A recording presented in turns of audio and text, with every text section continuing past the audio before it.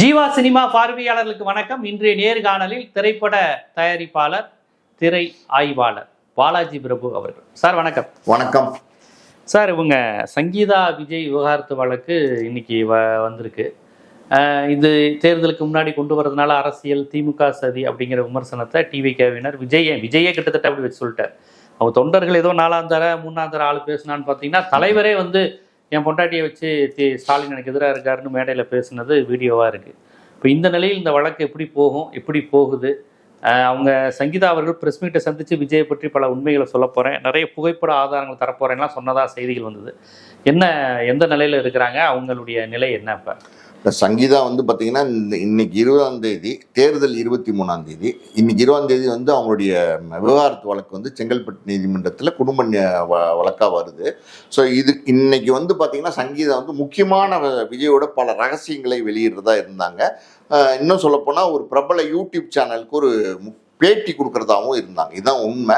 So இந்த சூழ்நிலையில் Sangeetha Vijay expose பண்ண போகிறாங்க. அதாவது விஜயினுடைய டார்க் சைட்ஸ் வந்து சங்கீதா எக்ஸ்போஸ் பண்ண போகிறாங்க. எலெக்ஷனுக்கு 2 நாளைக்கு முன்னாடி சங்கீதா வந்து ஊடகங்களுக்கு பேட்டி கொடுத்தா அது மிகப்பெரிய ஒரு இம்பேக்டை ஏற்படுத்தும், விஜயனுடைய அரசியல் வாழ்க்கையில் ஒரு பெரிய பின்னடைவை ஏற்படுத்தும் அப்படின்னு சொல்லி விஜய் அது முன்னாடியே தெரிஞ்சு முக்கியமான சில பிரபலங்கள், அதாவது குடும்ப நண்பர்கள்னு சொல்லுவாங்கள்ல, அந்த மாதிரி ஆட்களை வந்து பார்த்தீங்கன்னா அனுப்பிச்சு சங்கீதாட்ட வந்து ஒரு பேச்சுவார்த்தை நடத்தியிருக்காங்க. அது என்ன அப்படின்னா, விஜய் வந்து நீங்கள் கேட்குற எல்லா விஷயங்களையும் தரதுக்கு ரெடியாக இருக்காரு, நீங்கள் வந்து விவகாரத்து கேட்டிருக்கீங்க, விவகாரத்துமே அவர் வந்து உங்களுக்கு கொடுக்கறதுக்கு ரெடி ஆகிட்டாரு, நீங்கள் ஜீவனம்சமாக வந்து என்ன அமௌண்ட்டு கேட்குறீங்களோ, நீங்கள் என்ன டிமாண்ட் பண்ணுறீங்களோ அதை வந்து விஜய் வந்து கொடுக்கறதுக்கு ரெடியாக இருக்காரு.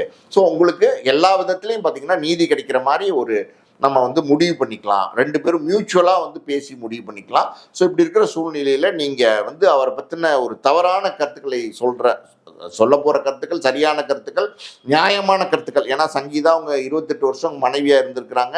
விஜய் பற்றின எல்லா விஷயமும் அவங்களுக்கு தெரியும். அவங்க இன்னைக்கு வாய் திறந்தாங்க, அதாவது வாய்ஸ் அவங்க கொடுத்தாங்க அப்படின்னா அது பெரிய சிக்கலை உண்டுபடுத்துறதுனால இன்னைக்கு வந்து பேசியிருக்காங்க. வேண்டாம், இந்த மாதிரி வந்து நீங்கள் எதுவுமே வந்து பேச வேண்டாம், அவரை பற்றின வீடியோஸோ ஃபோட்டோஸோ இல்லை வந்து பேட்டியோ எதுவுமே கொடுக்க வேண்டாம், எல்லாமே விஜய் வந்து உங்களுக்கு செட்டில் பண்ணி தருவார் அப்படிங்கிற மாதிரி ஒரு பேச்சுவார்த்தை. அது வந்து பார்த்தீங்கன்னா எனக்கு தெரிஞ்சு 2 நாளைக்கு முன்னாடி நடந்திருக்கு. ஒரு பிரபலமான ஒரு நட்சத்திர ஹோட்டல் நுங்கம்பாக்கத்தில் வச்சு பேச்சுவார்த்தை நடந்திருக்கு. அப்படியா? ஆமாம் ஆமாம். விஜய் வந்து இன்னைக்கு விஜய் சங்கீதா இல்லை, சங்கீதா ஆக்சுவலி ஊர்ல இல்லைன்னு சொல்றாங்க, லண்டன்ல இருக்கிறதா சொல்றாங்க. சங்கீதா தரப்பு வழக்கறிஞர்கள், சங்கீதா தரப்பு அவங்க குடும்ப உறுப்பினர்கள், அதே மாதிரி விஜய் தரப்பு வழக்கறிஞர்கள், விஜய் தரப்பு முக்கியமான விஜயுடைய நண்பர்கள், அதாவது ஃபேமிலி ஃப்ரெண்ட்ஸ்ன்னு சொல்லுவாங்கல்ல, அப்படிப்பட்ட ஒரு 2 குரூப் வந்து ஒரு நட்சத்திர ஹோட்டல் நுங்கம்பாக்கத்தில் வந்து சந்திச்சு கிட்டத்தட்ட ஒரு 4 மணி நேரம் வந்து பேச்சுவார்த்தை நடத்தியிருக்காங்க. அந்த பேச்சுவார்த்தையில் சங்கீதா அவங்க என்ன டிமாண்ட்ஸுங்கிறத வந்து அவங்க சொல்லியிருக்கிறாங்க. விஜய் அவருடைய என்ன அவரால் பண்ண முடியும் அப்படிங்கிறத அவர் வந்து சொல்லியிருக்காரு. ஸோ நம்ம ஏற்கனவே பேசியிருந்தோம், விஜய் வந்து ஒரு ஜோசியக்காரருடைய பிடியில் இருக்கார் அப்படின்னு பேசியிருந்தோம். அந்த ஜோசியக்காரர் சொல்கிற கோட்டை வந்து விஜய் வந்து தாண்டறதே கிடையாது. எது செஞ்சாலும் என்ன செஞ்சாலும் அவர் சொல்றது தான் வந்து விஜய் செய்கிறாரு. இது மூட நம்பிக்கை தான், பட் இருந்தாலும் அவர் வந்து அதை ஃபாலோ பண்ணுறாரு, அவரை ரொம்ப நம்புறாரு அந்த ஜோசியக்காரரை. ஸோ அந்த விஜய்க்கு நம்பிக்கையான அந்த ஜோசியக்காரரும் இந்த பேச்சுவார்த்தையில் இருந்திருக்கிறார், மத்தியஸ்தத்தில் இருந்திருக்கிறார் அப்படின்னு சொல்றாங்க. ஸோ 2 பேருக்குள்ளேயும் இது முதல்கட்ட பேச்சுவார்த்தை. உடனே வந்து இந்த பேச்சுவார்த்தை முடிஞ்சிருமா அப்படின்னா முடியறதுக்கான வாய்ப்பு இல்லை. முதல்கட்ட பேச்சுவார்த்தையில் இது நடந்திருக்கு. 2 பேருக்கும் என்னென்ன வேணுங்கிறது ரெண்டு வழக்கறிஞர்கள் குடும்ப நண்பர்கள் கேட்டு தெரிஞ்சிருக்கிறாங்க. அடுத்தடுத்து இந்த பேச்சுவார்த்தை என்னங்கிறது தெரிய வரும். அதுக்குள்ள பார்த்தீங்கன்னா இந்த பேச்சுவார்த்தை முடிஞ்சோன்னே விஜய்வுடைய தரப்புல இருந்து சங்கீதா மேல ஒரு அவதூறு வந்து பரப்ப ஆரம்பிச்சிட்டாங்க. 250 கோடி ரூபா கேட்குறாங்க. அவங்களுக்கு பார்த்தீங்களா, அவங்களுக்கு வந்து பணம் தான் முக்கியம், அவங்க வந்து குடும்பம் நடத்துறதுக்கு ஆசைப்படல, அவங்களுக்கு பணம் கொடுத்தா போதும், அவங்க ஒரு பணத்தை மட்டும்தான் அவங்க டார்கெட் பண்ணுறாங்க அப்படிங்கிற மாதிரி ஒரு நரேட்டிவை பார்த்தீங்கன்னா இப்போ 2 நாளாக சோசியல் மீடியாவில் செட் பண்ணி சங்கீதா 250 கோடி கேட்குறாங்க. அதை வந்து விஜய் வந்து கடுமையாக வந்து எப்படி 250 கோடி கொடுக்க முடியும் அப்படிங்கிற மாதிரி கேள்விகள் எழுப்புறாரு அவர் சைட்லேருந்து அப்படிங்கிற மாதிரி ஒரு நரேட்டிவ் வந்து செட் பண்ணுறாங்க. ஸோ இது எதுக்கு அப்படின்னா, எனக்கு தெரிஞ்சு சங்கீதா விஜய் அது வந்து பயங்கரமான ஒரு வன்முறையை வந்து விஜய் கையாளுறாரு. நீங்கள் பார்த்தீங்கன்னா அடிச்சு துன்புறுத்துறது மட்டும்தான் வன்முறைன்னு நம்ம சொல்லிட முடியாது. மனதளவுல நீங்க ஆமா, அது பெரிய வன்முறை. பெரிய ஒரு அழுத்தத்தை கொடுக்கறது. ஒரு பெண்மணி அவங்க வந்து 28 வருஷம் மனைவியா இருந்திருக்காங்க. அவங்கள வந்து கேவலப்படுத்துற மாதிரி, அவங்கள டீஃப்ரேம் பண்ற மாதிரி, அந்த நடிகையை வந்து பொது இடங்களுக்கு வெளிப்படையாவே கூட்டிட்டு போறது, வெளிப்படையாவே சுத்துறது, இது எல்லாமே ஒரு பெரிய மனதளவுல கொடுக்கப்படுற ஒரு டார்ச்சருங்கிறதே ஒரு வன்முறை தான். கிட்டத்தட்ட ஒரு டொமஸ்டிக் வயலன்ஸ் மாதிரி தான் வச்சுக்கோங்களேன். இது வந்து இன்னைக்கு நேற்றுக்கு இல்லை, இது வந்து 2021 2026 கிட்டத்தட்ட 5 வருஷ காலகட்டமா வந்து சங்கீதா வந்து அவங்க அவங்க அந்த கஷ்டங்களை வந்து ஒவ்வொரு நாளும் வந்து தாண்டி தாண்டி வந்துட்டு இருக்காங்க. இப்படிப்பட்ட சூழ்நிலை தான் விவாகரத்து கேட்டிருக்காங்க. எனக்கு தெரிஞ்சு பார்த்தீங்கன்னா இந்த எப்படி சொல்றது, சங்கீதா மேல பெரிய ஒரு கோவத்துல விஜய் இருக்கார். நியாயமான கோவம் கிடையாது. எதுவுமே விஜய் சைட்ல இருந்து பண்றது எதுவுமே நியாயம் கிடையாது. ஒரு கட்டின மனைவியே ஒரு நடிகைக்காண்டி வந்து இன்னைக்கு வந்து கலட்டி விடணும், அத்து விடணும், விவகாரத்து பண்ணணும்னு நினைக்கிறது ரொம்ப அநியாயமான ஒரு விஷயம். ஆனா அவர் வழக்கமாவே பார்த்தீங்கன்னா ஒரு பிஹேவியரே ஒரு ஷேடிஸ்ட் பிஹேவியர் தானே அவருடைய பிஹேவியரே இருக்கு. பல இடங்களை நம்ம பார்க்குறோம்ல, இந்த லைட் ஆஃப் பண்ணி போட்டது வச்சது போனது இதெல்லாம் நம்ம பார்த்தோம்ல. அந்த மாதிரி வகையில பார்த்தீங்கன்னா இப்ப கரூர்ல செத்து போனவங்கள இப்ப வரையும் போய் பார்க்கலையாங்க. அவர் பார்க்க மாட்டார் சார், அவர் பார்க்கவே மாட்டார். அவங்க வீட்டுக்குள்ள அந்த மக்கள், அந்த எளிய மக்கள், அந்த கூலி தொழிலாளி எல்லாம் அவன் முட்டாள் தான், அதுல எனக்கு எந்த சந்தேகமும் இல்லை. போய் ஒரு சினிமாக்காரனுக்கா தான் குழந்தைய பறி கொடுத்துட்டு வர்றவன் என்ன சொல்றது. ஆனா நம்ம மக்கள், உழைக்கிற மக்கள் இப்படி ஒரு சினிமா நம்ம வருத்தப்படுறோம். அந்த மனுஷன் போய் அவங்க கையை பிடிச்சு, அம்மா ஏதோ நடக்கூடாது நடந்துருச்சுமா, நான் இருக்கேம்மா உங்க வீட்டு பிள்ளையான்னு ஒரு வார்த்தை சொல்ல மாட்டாருங்க, சொல்ல மாட்டாரு. கமலஹாசன் போனாருங்க, ஒண்ணுமே இல்லைங்க. பாலாஜி போனாரு. கரூருக்கே இப்ப பிரச்சாரத்துக்கு போக மாட்டேங்கிறாரு. அவர் எங்கேயுமே பிரச்சாரத்துக்கு போல. போனதே ஒரு 7-8 இடத்துக்கு தான் போனாங்க. ஸ்கூல் பசங்க கூட இப்படி லீவ் போட்டது. அதுதான், ஸ்கூல் பசங்க லீவ் எடுக்கிற மாதிரி லீவ் எடுத்துட்டு இருக்காரு. அவர் எங்கேயுமே பிரச்சாரத்துக்கு போல. ஆனா கரூர் அவர் போகணுமா இல்லையா? கரூர்ல கிட்டத்தட்ட அந்த கரூர் மண்ணுல இவருக்காண்டி 47 பேர் வந்து உயிரிழந்திருக்கிறாங்க. அந்த மண்ணில் போய் பிரச்சாரம் பண்ணி எனக்கு நடந்தது அநீதி, இது வேணா உங்களுடைய கருத்துக்களை நீங்க வந்து மக்கள்கிட்ட பகிர்ந்துருக்கலாம், மக்கள்கிட்ட பேசியிருக்கலாம். ஆனா அதை போறதுக்கு அவருக்கு தைரியம் கிடையாது, திராணி கிடையாது. அதை போக மாட்டார், கரூர் பிரச்சாரத்துக்கு போகவே மாட்டார். ஸோ இப்படி ஒரு கோழைத்தனமான ஒரு அரசியல் தான் வந்து விஜய் வந்து தொடர்ந்து பண்ணிட்டு இருக்காரு.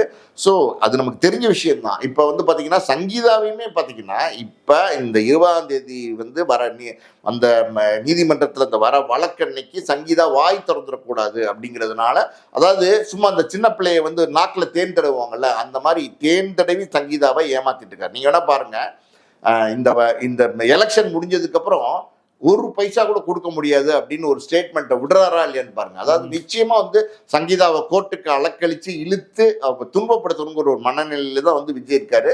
ஸோ பேசிடக்கூடாதுங்கிறதுனால அவர் ஒரு கண்தடைப்பா பேசி ஒரு மியூச்சுவல் அண்டர்ஸ்டாண்டிங்கா நம்ம இந்த வழக்கை முடிச்சுக்கலாங்கிற மாதிரி பேசியிருக்காரு. இன்னைக்கு வந்து பார்த்தீங்கன்னா அந்த வழக்கு செங்கல்பட்டு குடும்ப நீதிமன்றத்தில் வந்திருக்கு. அதில் வந்து கான்ஃபரன்ஸ், அதாவது வீடியோ கான்ஃபரன்ஸ் வந்து விஜய் சங்கீதா 2 பேருமே வீடியோ கான்ஃபரன்ஸில் வந்து ஆஜராயிருக்கிறாங்க.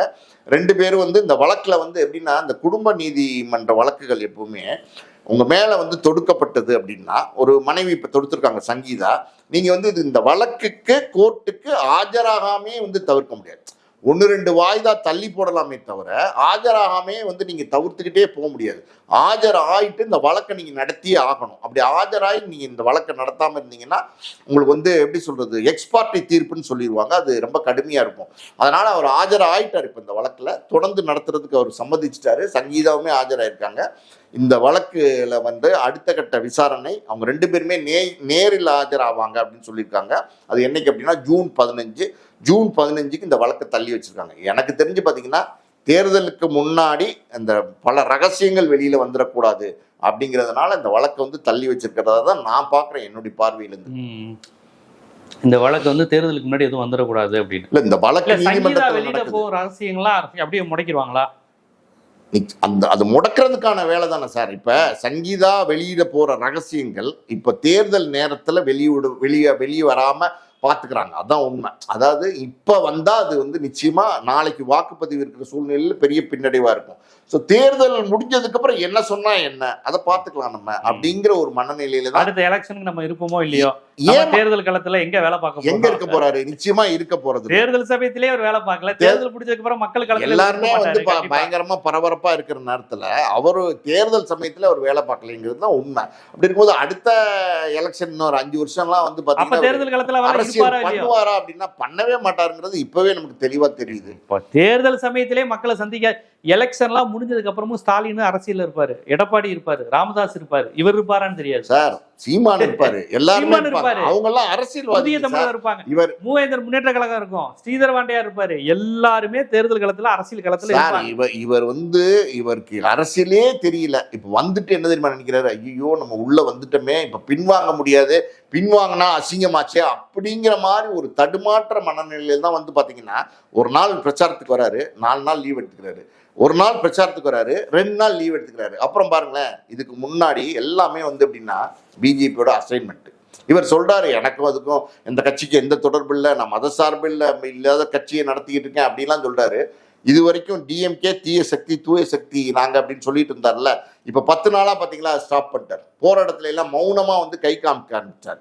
ஏன்னா வந்து விமர்சனங்கள் வருது. என்ன விமர்சனங்கள் வருதுன்னா, விஜய் வந்து எங்க போனாலும் அவர் என்ன பண்ண போறாருங்கிற கருத்துக்களை ஆழமா சொல்றது இல்லை. ஒண்ணுமே இல்லை சார், ஒரு சிம்பிளா சொல்றேன் கேளுங்களேன். ஒரு கடலூருக்கு போறாரு அப்படின்னா அங்க போய் நின்று, கடலூருக்கு போறதே கிடையாது, கடலூருக்கு போனாருன்னா அங்க போய் நின்று சொல்றாரு, இங்க என்ன கோயில் பிரபலம் தெரியுமா, இன்னும் என்ன சர்ச்சு பிரபலம் தெரியுமா, இது இந்த மசூதி பிரபலம் தெரியுமா, இதுதான் வந்து அவர் சொல்றாரு. கடலூர்ல பத்தி ஒரு மக்கள் பிரச்சனை கிடையாது. மக்கள் பிரச்சனை என்னைக்கு சார் பேசியிருக்காரு, எங்க வந்து மக்கள் பத்தி பிரச்சனை பேசியிருக்காரு? ஒவ்வொரு ஊர்லயும் ஒரு மக்கள் பிரச்சனை இருக்கு, தனித்தனி பிரச்சனைகள் இருக்கு. தூத்துக்குடினா அங்க அந்த மீனவர் பிரச்சனை 1008 பிரச்சனைகள் இருக்கு. அதை பத்தி என்னைக்கு வந்து அவர் பேசியிருக்காரு? அவருக்கு பேசுறதுக்கு தெரிஞ்சாதானே, பேசுறதுக்கே தெரியாத ஒருத்தர் எப்படி பேசுவார்? நீங்க பத்திரிகையாளர்களை சந்திக்க தைரியம் இல்லாத ஒரு தலைவன் பத்திரிகையாளர்களை சந்திச்சா கேள்விக்கு மேல கேள்வி கேட்பாங்க, நம்மளால பதில் சொல்ல முடியாது. எப்படி பதில் சொல்ல முடியும்? உங்களுக்கு அரசியல் புரிதல் அறிவு இல்லைன்னா எப்படி பதில் சொல்ல முடியும்? அதனால பத்திரிகையாளர்களே வந்து தவிர்த்துட்டு போற ஒரு தலைவர் அப்படின்னா நம்ம தலைவர் தான், விஜய் தான். நம்ம எப்படி சொல்றது, எல்லாமே ஏமாத்து, எல்லார்கிட்டையுமே வந்து உண்மையா இல்லை, யார்கிட்டையுமே உண்மையா இல்லை சார். அவர் சொல்லியிருக்காரு, நான் மகனையும் மகளையும் வந்து நான் வந்து எடுத்து என்னுடைய டேக் கேர்ல நான் எடுத்து பார்த்துக்கிறேன்னு சொல்லியிருக்காரு. தாய்க்கு அநீதி இழைக்கிறாரு மனைவி, அவருடைய மனைவி அந்த குழந்தைங்களோட தாய் தானே, தாய்க்கு அநீதி இழைக்கும் போது அந்த 2 பேர் எப்படி சார் அப்பாவோட வந்து சேருவாங்க? அப்பா வேற ஒரு நடிகையோட வந்து தொடர்புல இருக்காருன்னு தெரியும் போது அந்த குழந்தைங்க தாயை தவிக்க விட்டுட்டு அப்பாவோட வந்து சேருவாங்களா? பணத்துக்காண்டி வருவாங்களா? அதெல்லாம் வரவே மாட்டாங்க.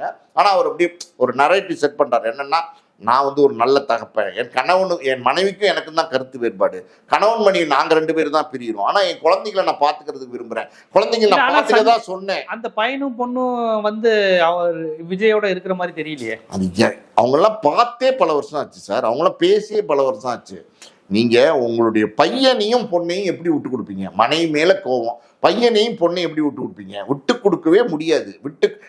வேற ஒரு வீட்டுல பசங்களோட கூட அவர் இல்ல, யாரோடையுமே இல்ல சார். அந்த வீட்டுல யாரோட என்ன சார் பண்ணுவாரு, அவர் என்ன பண்ணுவாருங்கிறது நமக்கு தெரியல. அதெல்லாம் வந்து அதாவது வந்து மறைக்கப்பட்ட பக்கங்கள். வேலைக்கார பசங்க வேலைக்காரன் நெஞ்சிலதான் எட்டி உதைச்சிருந்தாரு. ஒரு செல்வங்கிற வேலைக்காரன் சொன்னார்ல, எட்டி உதைச்சாரு நெஞ்சில, தூக்கி வளர்த்த ஒரு மாதிரி. ஆமா, எட்டி உதைச்சார் நெஞ்சிலன்னு சொன்னார்ல. திரும்ப வேலைக்காரங்களோட பேசிடுவாரா? அதெல்லாம் ஒரு மாதிரி தனியா நிறைய புக்ஸ் படிப்பாரா? ஆங்கில புத்தகங்கள், நாவல்கள், அந்த மாதிரி. ஆங்கிலமே தெரியாது, அப்புறம் தமிழ் புத்தகங்கள், புலமை பித்தனுடைய நாவல், பாரதிதாசன் கவிதை. புலமை பித்தன்னா யாருன்னு கேட்பாரு, பாரதிதாசன் யாருன்னு கேட்பாரு. அவர்கிட்ட போய் இந்த நாவல்கள்லாம் தீவிரமான அரசியல். நான் ஒன்னே ஒன்று சொல்லு சார், ஒருத்த பிரில்லியண்டா இருக்கலாம் சார், நல்ல ஒரு அறிவாளியா இருக்கலாம், திறமைசாலியா இருக்கலாம், அரசியல் பண்ணணும்னு நினைக்கலாம், நேர்மையா அரசியலுக்கு வந்து பண்ணணும்னு நினைச்சா அந்த நேர்மையான அரசியலை பண்றது நம்ம வரவேற்கிறோம். வரட்டும், விஜய் வரவே கூடாது, நம்ம எங்கேயுமே விமர்சனம் பண்ணல. வர வழிகள் தான் தப்பு, வர வழிமுறை தான் தப்பு. அறிவு, திறமை, அது அரசியல் பத்தின புரிதல் எதுவுமே இல்லாம அரசியலுக்கு வந்துட்டீங்க. சரி, ஓகே, ஏதோ சினிமா கவர்ச்சி மாதிரி அரசியலையும் தன்னுடைய கவர்ச்சியை காட்டி நீங்க வந்துடலாம்னு நினைச்சு வந்துட்டீங்களோ என்னன்னு தெரியல. வந்துட்டீங்க, ஆனா வந்ததுக்கு அப்புறமா நீங்க உங்களை அரசியல் படுத்திக்கணும்ல. உங்களை அரசியல் படுத்த நீங்க தயாராகவே இல்லையே. நீங்க வந்து எப்படின்னா ஒரு ஒரு குடும்ப விழாக்கள், அதாவது காது குத்து, வளைகாப்பு, மஞ்சள் நீராட்டு விழா, கடாவெட்டி சோறு போடுறாங்க அப்படின்னா அங்கே போய் நீங்கள் வந்து முதல் ஆளாக வந்து தனி விமானத்தில் போய் நிற்கிறீங்க. நீங்கள் மக்களுடைய பிரச்சனைக்கு எங்கே வந்து நிற்கிறீங்க? எந்த மக்கள் பிரச்சனைக்கு இது வரைக்கும் நீங்கள் குரல் கொடுத்துருக்கீங்க? எந்த மக்களை நீங்கள் சந்திச்சிருக்கிறீங்க? முதல்ல இவர் நிகழ்ச்சிக்கு வந்து இதுவரை 55 பேர் செத்து போயிருக்காங்க சார். இவருடைய கூட்டத்துக்கு வந்து அவங்க வீட்டுக்கு கூட போக மாட்டேங்கிறாரு சார். சார் இரங்கல் அறிக்கை கூட வெளியில எதுவுமே வெளியிட மாட்டார் சார். அறிக்கை வெளியிட மாட்டாரு. அந்த மனநிலையில அவர் இல்ல. அவருக்கு கூட இருக்கிறவங்களாவது அவருக்கு கத்து கொடுக்குறாங்களா, சொல்லி கொடுக்குறாங்களா? சார் சொல்லி கொடுக்குறேன் நீங்க கேளுங்கன்னா அதுவும் கிடையாது. செங்கோட்டையன்லாம் பாத்தீங்கன்னா அவர் நல்ல ஆளுமையான ஒரு தலைவர். அவர் கிட்டத்தட்ட எம்ஜிஆரோட, ஜெயலலிதாவோட, எடப்பாடியோட, சசிகலா அம்மையாரோட எல்லாரோடய இருந்திருக்கார். அவர் இன்னைக்கு பாத்தீங்கன்னா தாவேக்கால போய் என்னவா இருக்காருன்னு அவருக்கே தெரியல. குஷியானதுக்கு அடுத்த ஸ்டேஜ் குஷியானதுக்கு அடுத்த ஸ்டேஜ்னு அவர் சொல்றாரு. யார்? செங்கோட்டையன். ஆனா அதுவும் கிடையாது. அதாவது ஆதவர்ஜுனானதெல்லாம் செங்கோட்டையன் அரசியல் வாழ்க்கைக்கு ஒரு ஆளாவது. அதுதான் சார். இது வந்து எப்படின்னா செங்கோட்டையன் வந்து எப்படி வந்து இந்த கட்சி இது ஜெயிக்கும், இதுக்கு ஒரு எதிர்காலம் இருக்கும் நம்பி போனான்னு தெரியல. என்னதான் இருந்தாலும் அதாவது சொல்லுவாங்கல்ல, யானைக்கும் அடி சறுக்கும்னு சொல்லுவாங்கல்ல, அந்த மாதிரி ஒரு மிஸ்கால்குலேஷன்ல போய் மாட்டிக்கிட்டு ரொம்ப வருத்தப்படுறாராம். அதாவது செங்கோட்டையன் அவருக்கு நெருக்கமான நண்பர்கள்ட்ட தெரியாதனமா நான் வந்து தாவேக்கு வந்துட்டுப்பா எந்த செயல்பாடு விசில் அடிக்கிறாங்களா? அவர் மூஞ்சிலே விசில் அடிக்கிறார். அவர் மூஞ்சிலே செங்கோட்டையன் சொன்னாரு, வயசானவங்களா இருந்தாங்கன்னா முகத்துக்கிட்ட போய் விசில் அடிக்காது. ஒரு இல்ல அதாவது செங்கோட்டையனையே வந்து அது ஒண்ணு, செங்கோட்டையனையுமே வந்து இவங்க கட்சியில பேசுவாங்கல்ல, அறிவில்லாம பேசுவாங்கல்ல, அந்த மாதிரி செங்கோட்டையனையுமே பேச வச்சுட்டாங்க. அவர் என்ன சொல்றாங்கன்னா, குழந்தைங்களுக்கு சளி இருந்தா விசில் அடிச்சா சளி குறையும் அப்படின்னு வந்து பேசியிருக்காரு. வயசானவங்களுக்கு ஹார்ட் பம்பிங் நல்லா இருக்கணும்னா பெரிய விசில் வச்சு அடிக்கணும்னு அவர் ஏதாவது அடிச்சு வயசானவங்க ஏதாவது ஆயிரப்போது இவங்க கொடுக்குற விசில் அடிச்சா ஹார்ட் பம்பிங் வந்து நல்லா ஆகாது, நின்று போய் சங்கு தான் ஊதணும். அந்த மாதிரி அதாவது செங்கோட்டையனுக்கு அரசியல் என்னன்னா தெரியும். அவர்கிட்ட ஆலோசனை கேட்டு அவரை முதன்மைப்படுத்தி அவர்கிட்ட வந்து ஆலோசனை கேட்டு பண்ணா கூட ஓரளவுக்கு வந்து இந்த அரசியல் இந்த இப்ப இருக்கிற தேர்தலில் சின்னதா ஒரு வியூகம் அமைச்சு பண்ணக்கூடிய ஒரு விஷயத்த சொல்லி கொடுப்பார். அவரையுமே மதிக்கிறது இல்லை, யாரையுமே மதிக்கிறது. சார் இது ஒரு அரசியல் கட்சியே கிடையாது சார். இது ஒரு பனையூர் சொகுசு பங்களா. பனையூர் சொகுசு பங்களாவில் பார்த்தீங்கன்னா ஒரு 4 பேர் தான். உஷியானந்த், ஆதவர்ஜுனா, நிர்மல்குமார், அருண் ராஜா அப்படின்னு ஒரு 4 பேரை தவிர அந்த பனையூர் சொகுசு பங்களாவில் யாருமே வந்து இல்லைங்கிறது தான் உண்மை. அதே ஒரு நீச்சல் குளத்தோட கட்டப்பட்ட ஒரு எப்படி சொல்றது சொகுசு பங்களா. நீங்க அமைதிப்படையில வந்து சத்யராஜ் அரசியல் பண்ணியிருப்பார்ல, ஒரு மாதிரி ஒரு வேற மாதிரியான ஒரு அரசியல் பண்ணியிருப்பார்ல, அப்படியே குளத்துல குளிச்சுட்டு வந்து டிராயரை கழட்டி போடுவார்ல, அந்த மாதிரி ஒரு அரசியல் தான் விஜய் வந்து கட்டமைக்கிறார். கண்டிப்பா டைவர்ஸ் கேஸ், விஜய் உருவாக்குற அந்த அரசியல் எல்லாம் செட்டப் பண்ணி என்னென்ன பண்றாங்க, என்னென்ன பிஆர்ஓ ஒர்க்கு சினிமா மாதிரியே பண்றாங்கிறத ரொம்ப விரிவா மக்களுக்கு புரியும்படி எடுத்து வச்சு. நன்றி.